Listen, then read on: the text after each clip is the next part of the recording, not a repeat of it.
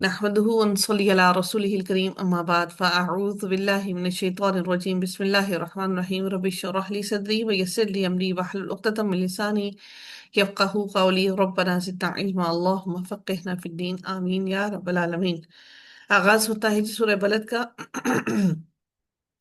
مکی سورہ ہے اور قرآن کے اندر 90 نمبر ہے، نزول کے اعتبار سے 35 نمبر ہے اس کا، آیات اس کی 20 ہے اور ایک ہی رکوع ہے اس کا۔ اور اس کا اگر ہم ربط، اس کا اگر ہم ایک سیکوینس دیکھیں سورہ فجر کے ساتھ، تو وہ کیا ہے کہ اس سورت کا سورہ فجر سے ربط کیا ہے کہ یہ سورہ فجر میں، سورہ فجر کے اندر عزت، اکرام، یتیم اور مساکین کے کھانا کھلانے کی ترغیب دی گئی ہے، اور نہ کرنے والوں کی مذمت کی گئی ہے۔ یعنی کہ جو ایسا نہیں کریں گے ان کی مذمت کی گئی کہ ان کے ساتھ اللہ تعالیٰ کیا معاملہ کرے گا۔ اس صورت میں بھی یہی تمام کے تمام باتوں کا ذکر کیا گیا ہے، اور ایک دوسرے سے، اور یہی مضمون اس کے اندر بھی ڈسکس کیے گئے ہیں۔ اور سورہ فجر میں محبت مال کی مذمت تھی کہ محبت جو کرنے والے ہیں مال سے، ان کے ساتھ اللہ تعالیٰ کیا معاملہ کرے گا۔ اور اس صورت میں بھی اللہ تعالیٰ نے ایسا ہی ذکر فرمایا ہے۔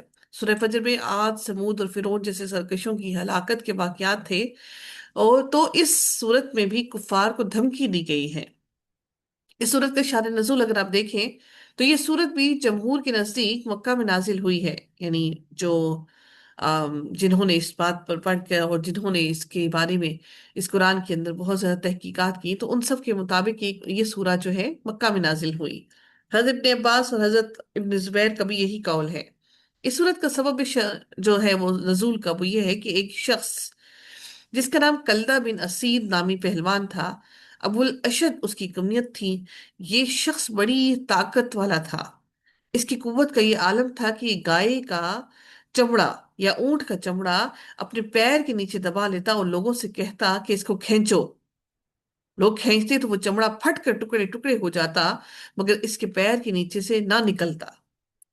جب حضرت محمد صلی اللہ علیہ وسلم نے اس کو اسلام کی دعوت دی اور آخرت کے عذابوں سے ڈرایا، تو وہ کافر ایمان نہ لایا اور سخت کلامی پر اتر آیا اور کہا کہ آپ مجھ کو دوزخ کے ان فرشتوں سے ڈراتے ہیں جن کی تعداد صرف 20 اور 19 ہے، میں ان کو بائیں ہاتھ سے دھکیل دوں گا، ایسا کون ہے جو میرا مقابلہ کر سکے؟ آپ مجھ کو ایک باغ جنت کا لالچ دیتے ہیں، میں نے شادیوں میں اور دعوتوں میں اتنا کثیر مال خرچ کر دیا ہے کہ اگر آپ حساب لگائیں تو وہ آپ کے اس باغ اور سر و سامان اور نہروں اور درختوں سے بھی بہت زیادہ ہے۔ اس کی ان گستاخانہ باتوں کے جواب میں اللہ رب العزت نے یہ سورہ بلد نازل فرمائی۔ دیکھیے کہ اتنے قداور، اتنے طاقتور لوگ اس وقت میں موجود تھے، لیکن اپنی طاقت کے گھمنڈ میں وہ دین پر نہیں آئے۔ اس صورت کا جو مضمون ہے، جو چیپٹرز ہیں، جو اس کے اندر چیزیں ڈسکس کی گئی ہیں، جو پوائنٹس ہیں، ان میں اس کا مضمون کیا ہے کہ ایک آدمی کو اپنی قوت، زور اور طاقت اور مال پر بہت زیادہ ناز تھا، اور اپنے جاہ و جلال اور مرتبہ پر غرور تھا، بلکہ وہ اپنی ابتدا، اپنی ولادت اور انتہا موت پر وہ نظر نہیں رکھتا تھا۔ تو انسان کو چاہیے، اللہ تعالیٰ نے جو اس کے اندر جو جس بات کی تنبیہ کی ہے کہ انسان کو غرور اور تکبر پہ نہیں پڑنا چاہیے، اور اپنی موت پر اور اپنی پیدائش پر کہ اللہ تعالیٰ نے اس کو کس گندگی سے، کس گندے نطفے سے پیدا کیا، اس پر نظر رکھنی چاہیے۔ اپنی زندگی کی سختیوں کو بھی نظر انداز نہیں کرنا چاہیے کہ بغیر اللہ تعالیٰ کی مدد سے ہم زندگی کی ان سختیوں سے نہیں بچ سکتے، اور اپنے مال پر فخر نہیں کرنا چاہیے، ورنہ یہ تمام دنیا کی چمک دمک، یہ جو دھوکہ ہے دنیا کا، یہ جو فریب ہے دنیا کا، انسان کو غرور، تکبر اور اپنے اوپر فخر کرنے پر مجبور کر دے گا۔ آغاز کرتے ہیں سورہ کا۔ بسم اللہ الرحمن الرحیم۔ لا اقسم بهذا البلد، اللہ رب العزت ارشاد فرماتے ہیں قسم کھاتا ہوں، کس کی؟ میں قسم کھاتا ہوں اس شہر کی۔ حالانکہ اللہ تعالیٰ فرماتے ہیں وَأَنْتَ حِلٌّ بِهَذَا الْبَلَدِ، حالانکہ آپ اس شہر میں مقیم ہیں۔ وَوَالِدٍ وَمَا وَلَدَ، اور قسم ہے باپ کی۔ لَقَدْ خَلَقْنَا الْإِنسَانَ فِي كَبَدٍ، کہ ہم نے انسان کو بڑی مشقت میں پیدا کیا۔ अयहसब अल्लन यक़दिर अलैहि अहद, क्या वो ये ख्याल करता है कि उस पर कोई काबू ना पा सकेगा। यक़ूलु अहलक्तु मालन लुबदा, वो कहता है मैंने ढेरों माल उड़ा दिया। देखिए, अभी जो आपसे बात की, जिक्र किया, वो यही शहर मक्का की कसम यहाँ पर खास तौर पर क्यों खाई गई। शहर मक्का की कसम खाकर इसकी इसकी फजीलत और अजमत और शराफत को जाहिर करना मकसद है। मक्का मोज़मा को दुनिया के शहरों के मुकाबले में फजीलत और अजमत बहुत सी वजूहात पर है। पहली वजह, वहां पर बैतुल्लाह है।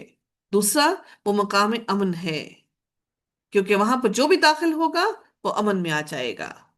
और तीसरा, इस जगह पर आकर इंसान अल्लाह ताला की तरफ दिलजोई से रजू करता है। हर साल दुनिया से लाखों इंसान हज और उम्रा के लिए अल्लाह ताला की तरफ रजू करने के लिए आते हैं। चौथा, वो हज और उम्रे का मकाम है। पांचवा, दुनिया की सबसे पहली जो अल्लाह ताला की इबादत का, वो खाना काबा है। अल्लाह ताला फरमाते हैं, इन अव्वल बैतिन वुदिअ लिन्नासि लल्लज़ी बिबक्कह। छठी चीज, वो शहर जो है वो किबला आलम है। किबला है तमाम जहानों, तमाम तो सबका। ये सिर्फ इंसानों का नहीं, जिन्नात का भी वही किबला है।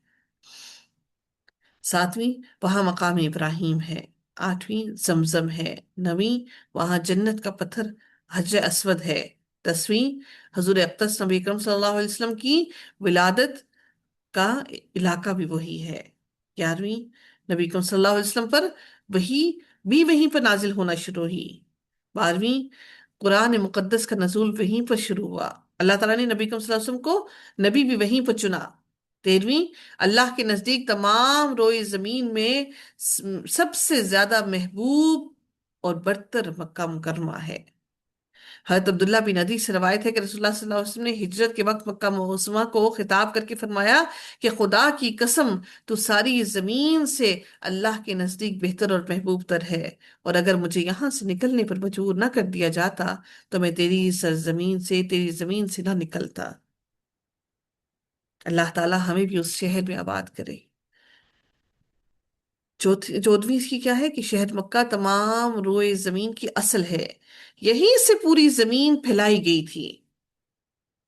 यानी खाना काबा, ये जो मक्का है, मक्का मुकरमा है, यहां से ही तमाम जमीन को अल्लाह ताला ने फैलाया।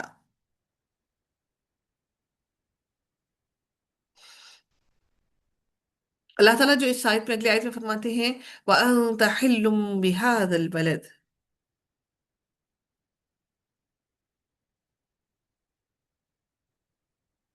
यहाँ पर खास तौर पर इस हिल्लुम के अल्फाज मानी, इसके बारे में मुख्तलिफ राय की जाती है। इसके बारे में दो राय हैं। एक ये कि ये इसके मानी हलूल किए गए हैं, जिसके मानी बाब नसरा से अगर किए जाए तो किसी चीज के अंदर रहने, समाने और उतरने की हैं। इस एतबार से हिल्लुन के मानी उतरने वाले और रहने वाले के होंगे। और मतलब आयत आयत आयत करीमा जो अल्लाह ताला की तरफ से आयात हैं, इससे इससे मुराद वो होगा कि शहर मक्का खुद भी मुहतरम और मुकद्दस है, खसूसन जबकि आप सल्लल्लाहु अलैहि वसल्लम भी इस शहर में तशरीफ फरमा है, वहां पर मौजूद हैं। इस वजह से वो मुकद्दस है। इसलिए आप सल्लल्लाहु अलैहि वसल्लम की तशरीफ फरमा होने की वजह से इस शहर को अल्लाह ताला ने एक मुकद्दस शहर बनाया। दूसरा, इसके बारे में एहतमाल ये है कि हिल्लुन के मानी अगर बाप दारावा से किए जाएं तो इसके मानी हलाल होने के आते हैं।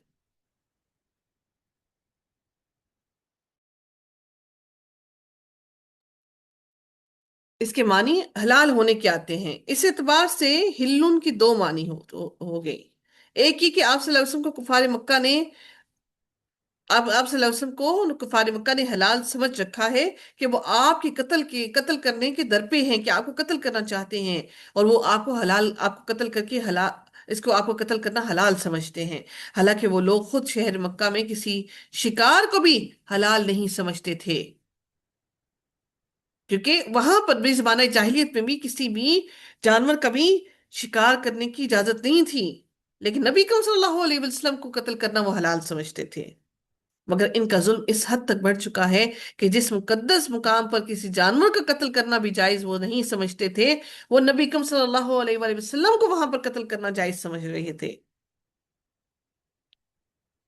دوسرے معنی ہلن کے یہ بھی ہو سکتے ہیں کہ آپ صلی اللہ علیہ وسلم کی یہ خصوصیت ہے کہ آپ صلی اللہ علیہ وسلم کے لیے حرم مکہ میں قتال مستقبل قریب میں حلال ہونے والا ہے، کیونکہ اللہ تعالیٰ نے ان کو حکم دیا تھا کہ وہ آپ سے لڑیں، آپ سے جنگ کریں تو آپ بھی ان سے قتال کریں، حالانکہ مکہ کے اندر اس چیز کی اجازت نہیں تھی۔ جب فتح مکہ ہوا وہاں پر اس لمحے کے لیے اللہ تعالیٰ نے نبی کریم صلی اللہ علیہ وسلم سے یہ احکامات اٹھا لیے تھے، جو قتال کا ان کو حکم دیا گیا تھا وہ خصوصاً نبی کریم صلی اللہ علیہ وسلم کو دیا گیا تھا، اور کفار کا قتل آپ کے لیے حلال کر دیا گیا تھا۔ ادروائز وہاں پر مکہ کے اندر اس کی اجازت نہیں تھی۔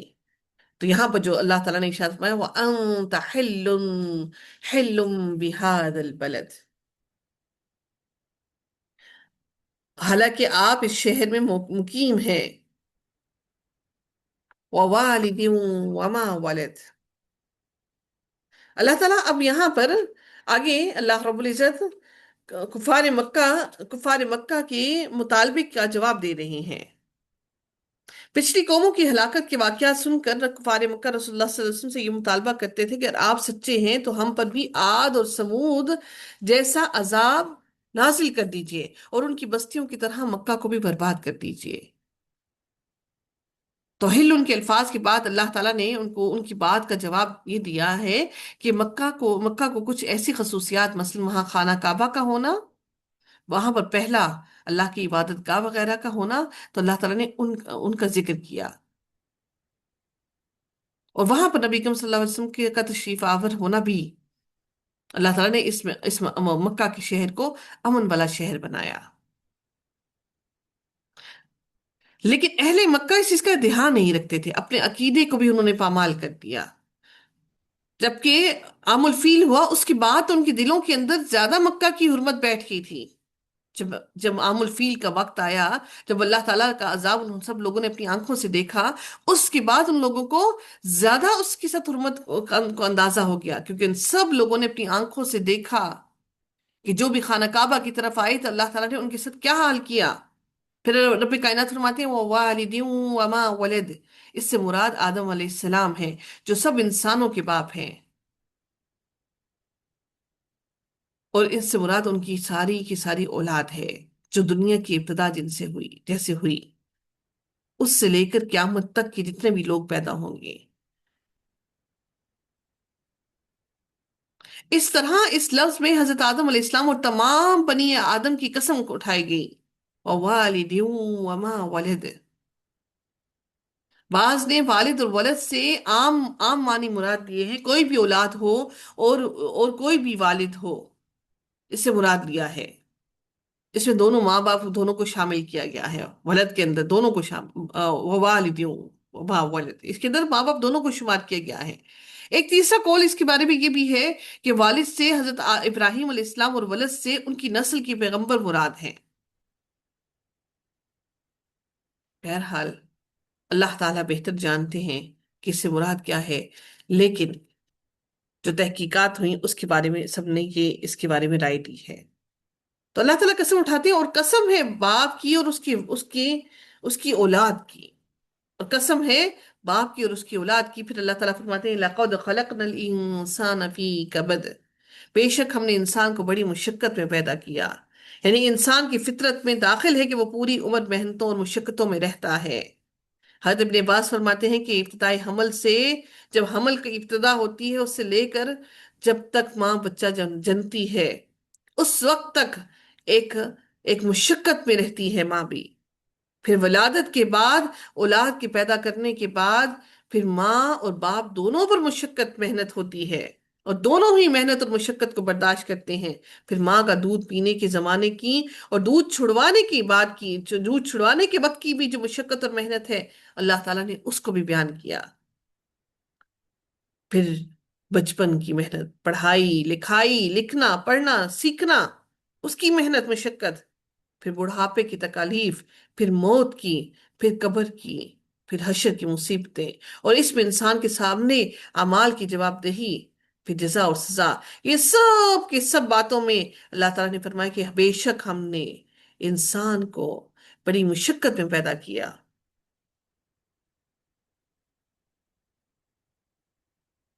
انسان اگر یہ سمجھتا ہے، ہم ساری کی ساری خواتین بھی یہ سمجھتی ہیں کہ ہمیں آرام نہیں مل رہا، معلوم نہیں آرام ہمیں کب ملے گا، تو اللہ تعالیٰ نے ہم انسانوں کو لَقَدْ خَلَقْنَا الْإِنسَانَ فِي كَبَدٍ، بے شک ہم نے انسان کو بڑی مشقت میں پیدا کیا۔ پھر اللہ رب العزت نے قسموں اور ان کے جواب میں مناسبت کو دیکھیں تو اللہ تعالیٰ نے یہاں پر مکہ مکرمہ اور ولد، والد و ما ولد کی جو قسمیں اللہ تعالیٰ نے اٹھائی ہیں، اور ان کا جواب اللہ تعالیٰ نے کیا دیا؟ لَقَدْ خَلَقْنَا الْإِنسَانَ فِي كَبَدٍ، یہ ان کا جواب ہے ان قسموں کا۔ اس میں سوال یہ ہے کہ ان میں مناسبت کیا ہے، کہ جواب اس کیا ہے کہ ان دونوں میں کیا مناسبت پائی جاتی ہے؟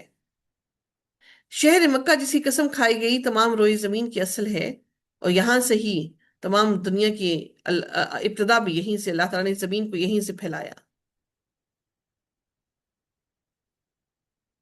اور پھر اللہ تعالیٰ نے اس کا جواب کیا دیا کہ لَقَدْ خَلَقْنَا الْإِنسَانَ فِي كَبَدٍ، کہ ہم نے انسان کو بڑی ہی مشقت میں پیدا کیا۔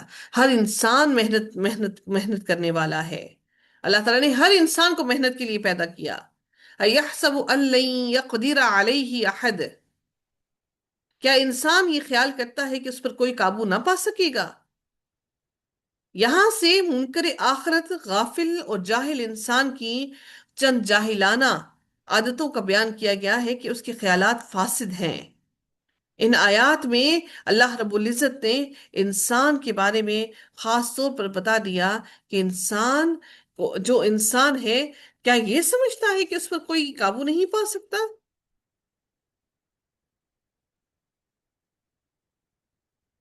اَيَحْسَبُ أَن لَّن يَقْدِرَ عَلَيْهِ أَحَدٌ، کیا وہ یہ خیال کرتا ہے کہ اس پر کوئی قابو نہیں پا سکے گا، کہ وہ اپنی طاقت کے بلبوتے پر یہ سمجھتا ہے کہ کوئی اس کو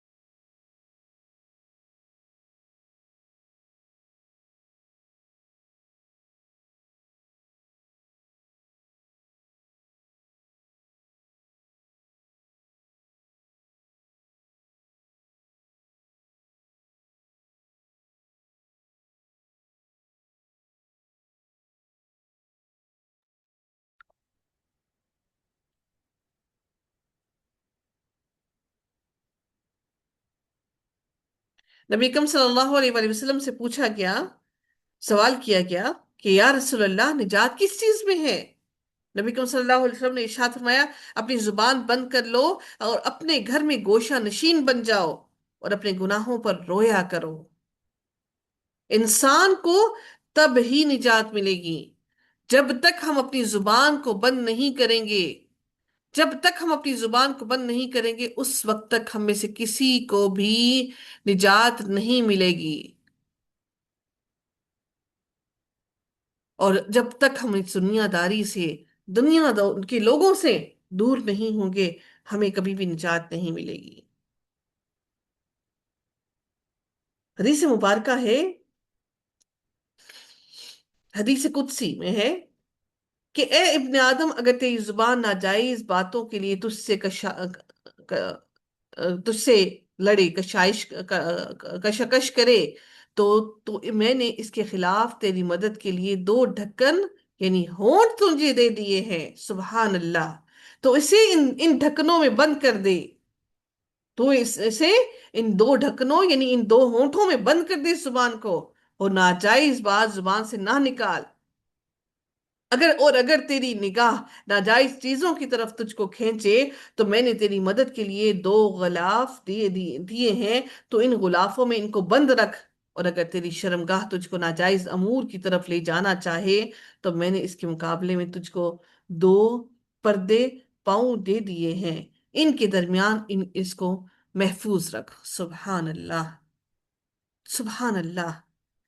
ہم سمجھتے ہیں کہ یہ چیزیں جو ہیں یہ خوبصورتی کے لیے ہیں، ہم سمجھتے ہیں یہ جو ہونٹ ہے یہ خوبصورتی کے لیے ہے، سائنٹیفکلی ہم اس چیز کو جیسے بھی پروف کریں، جو بھی کریں کہ شاید ہمارے کھانے کو روکنے کے لیے ہے کہ ہمارا کھانا ہمارے منہ کے اندر رک جاتا ہے، لیکن کبھی یہ سوچا کہ اللہ تعالیٰ نے اس زبان کو کنٹرول کرنے کے لیے رب کائنات نے ان دو ہونٹوں کو دے دیا کہ اس کے اندر اس زبان کو بند رکھ، آنکھوں کو پردہ دے دیا کہ اس کے اندر اس آنکھوں کو بند کر لے، اور شرمگاہ کو محفوظ کرنے کے لیے رب کائنات کو انہیں ٹانگوں کو دے دیا۔ پھر یہ اللہ تعالیٰ نے ہر چیز کے لیے کتنی حکمتیں عطا کر دیں۔ یہاں پہ ان تینوں چیزوں کی خصوصیات اللہ تعالیٰ نے بیان کی۔ پھر رب کائنات مزید اگلی آیت میں ارشاد فرماتے ہیں، اور پھر اللہ تعالیٰ نے اس کے بعد یہ ان چیزوں کا ذکر کرنے کے بعد فرمایا وَهَدَيْنَاهُ النَّجْدَيْنِ۔ میں نے جیسے آپ کو بتایا کہ ان تمام چیزوں کا ذکر کرنے کے بعد اللہ نے فرمایا کہ اور تمہیں ہم نے واضح راستے نہیں دکھا دیے، فَلَقْتَحَمَ الْعَقَبَةَ، پھر بھی وہ گھاٹی میں داخل نہ ہو۔ فَلَقْتَحَمَ الْعَقَبَةَ وَمَا أَدْرَاكَ مَا الْعَقَبَةُ، اور آپ کو معلوم ہے کہ گھاٹی کیا ہے؟ گھاٹی میں گھسنے کا مطلب کیا ہے؟ عقبہ پہاڑ کی بڑی چٹان کو بھی کہتے ہیں، اور دو پہاڑوں کے درمیانی راستے کو بھی گھاٹی کہا جاتا ہے۔ دشمن سے بچاؤ کے لیے انسان پہاڑ پر چڑھ جائے یا گھاٹی میں داخل ہو کر نکل جائے تو اس کو دشمن سے نجات مل جاتی ہے، کیونکہ جس طرح عقبہ کے ذریعے دشمن سے نجات مل سکتی ہے، اسی طرح سے عبادات کے ذریعے بھی ہم اللہ تعالیٰ کے عذاب سے چھٹکارا حاصل کر سکتے ہیں۔ جس طرح سے انسان گھاٹی میں داخل ہو کر انسان خود کو دشمن سے محفوظ کر لیتا ہے، اسی طرح سے عبادات کر کے بھی خود کو شیطان اور اس کے حملوں سے محفوظ کر سکتا ہے۔ اس لیے اللہ رب العزت نے فرمایا فَلَقْتَحَمَ الْعَقَبَةَ، یعنی اب آپ کے ہاتھ میں ہے کہ اللہ تعالیٰ نے آپ کو ہدایت کے راستہ دکھا دیا، دونوں ہدایت اور گمراہی کے راستہ دکھا دیا، پھر بھی وہ گھاٹی میں داخل نہ ہو، اپنے آپ کو بچانے کے لیے اس گھاٹی میں داخل نہ ہو۔ پھر اللہ تعالیٰ فرماتے ہیں وَمَا أَدْرَاكَ مَا الْعَقَبَةُ، اور آپ کو معلوم ہے کہ گھاٹی کیا ہے؟ فَكُّ رَقَبَةٍ۔ اللہ تعالیٰ فرماتے ہیں کہ اب وہ گھاٹی کیسے ہے کہ تم کس طرح نجات حاصل کر سکتے ہو؟ گردن چھڑا دینا ہے۔ او اطعام فی یوم ذی مسغبہ، یا فاقہ کے دن کھانا کھلانا ہے، یتیم ذا مقربہ، کسی رشتہ دار یتیم کو یا کسی خاک نشین محتاج کو۔ کھانا کھلانا کس کو؟ کسی یتیم رشتہ دار، یا پھر جو بہت ہی زیادہ مسکین ہو، او مسکین ذا متربہ، یا کسی خاک نشین محتاج کو۔ ثم كان من الذين آمنوا وتواصوا بالصبر وتواصوا بالمرحمة، پھر اللہ تعالیٰ فرماتے ہیں کہ پھر وہ ان لوگوں میں سے ہوتا جو ایمان لائے اور ایک دوسرے کو صبر کی تاکید کرے اور رحم کی تاکید کرتا رہے۔ صبر ہمیشہ، جب آپ سے کوئی مشورہ مانگے تو ہمیشہ اس ہر انسان کو صبر کی تلقین کیا کیجیے۔ وَتَوَاسَوْا بِالْمَرْحَمَةِ، رحم کرنے کی اور صبر کرنے کی، کیونکہ جب بھی کوئی انسان آپ کے پاس آتا ہے نا، تو وہ یقیناً یقیناً بڑی ہی ٹوٹا ہوا، دل کا غبار بھرا ہوا، شیطان کے حملوں کا مارا ہوا آتا ہے۔ تو کوشش کیا کیجئے کہ صبر کی تلقین کیجئے، رحم کرنے کی تلقین کیجئے۔ اللہ تعالیٰ پھر فرماتے ہیں اولئک اصحاب المیمنہ، یہ وہ لوگ ہیں جو بڑے ہی خوش نصیب ہیں، جن کو اللہ تعالیٰ نے بتایا، میں نے ان کو جب راستہ بتا دیا، اور جو گھاٹی میں داخل ہو گئے، جو دنیا سے جنہوں نے دنیا سے علیحدگی اختیار کر لی، جو دنیا کے لوگوں سے الگ ہو گئے، جنہوں نے دنیا سے علیحدگی اختیار نہ کی، تو یقیناً یہ وہ لوگ ہیں جو ہمیشہ کے خسارے میں ہیں۔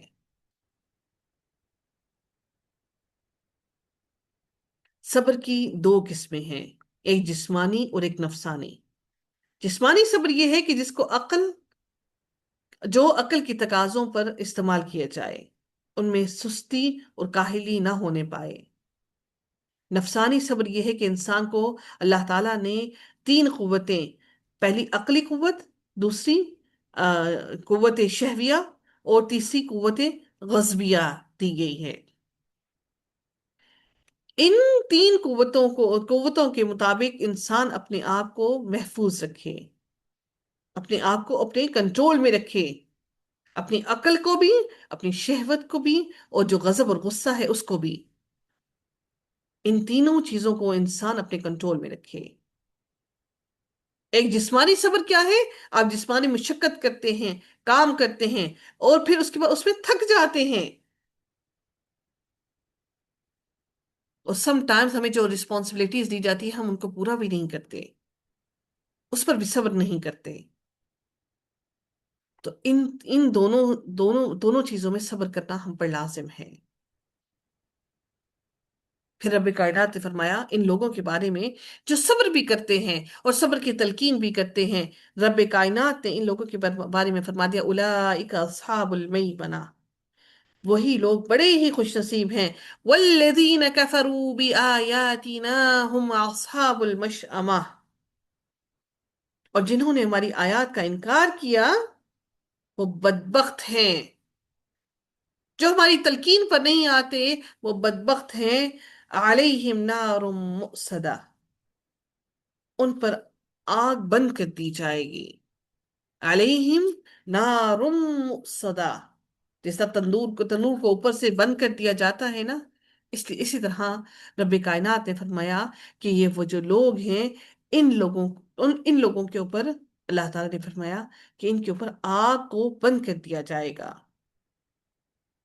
تاکہ اس کی گرمی اور حبس کم نہ ہو۔ نعوذ باللہ من النار، اے اللہ تو ہم سب کو اس آگ کے عذاب سے محفوظ فرما، آمین یا رب العالمین۔